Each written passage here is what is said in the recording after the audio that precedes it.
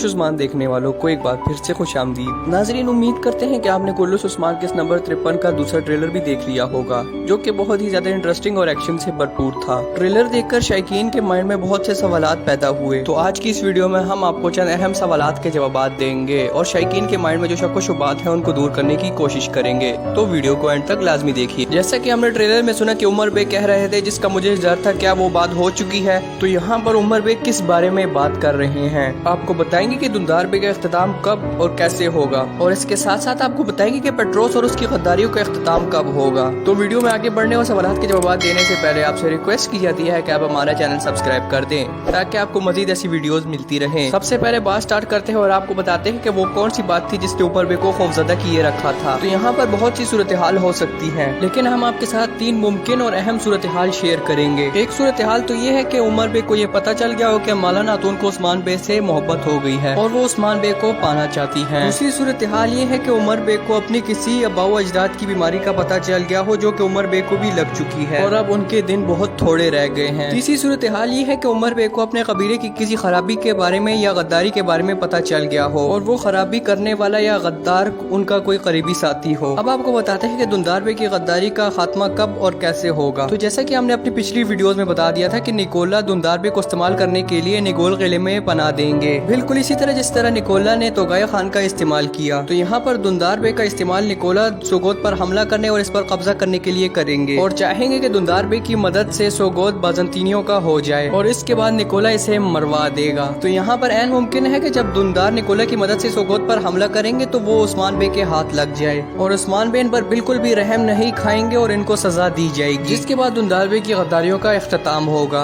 अब आपको बताते हैं कि पेट्रोस की गद्दारियां कब सामने आएंगे और वो कब पकड़ा जाएगा। तो यहाँ आपको बताते चले कि उस्मान बेग को अगली ही किस्त में पोप के जासूसों की खबर हो जाएगी और पेट्रोस की गद्दारी उस्मान बेग के सामने आ जाएगी। उस्मान बेग इन दोनों जासूसों को पकड़कर कबीले लेकर आएंगे और अगर आप ट्रेलर पर थोड़ा गौर करें तो यहाँ पर उस्मान बेग और इसके सिपाही हेजल खातून के हमरा पोप के दोनों जासूसों को रस्सियों में बांधे हुए कबीले लेकर आ रहे हैं, जो इस बात का वाज़ेह सबूत है कि उस्मान बेग को इनकी गद्दारी का इल्म हो चुका है और उस्मान बेग इनसे तफ्तीश करने के बाद इनको सजा देंगे, जिसके बाद पोप के 2 जासूसों का भी इख्तिताम हो जाएगा। तो दोस्तों, आपको कुल्लुश उस्मान केस नंबर 53 में किस सीन का बेसब्री से इंतजार है, आपने हमें कमेंट बॉक्स में जरूर बताना है।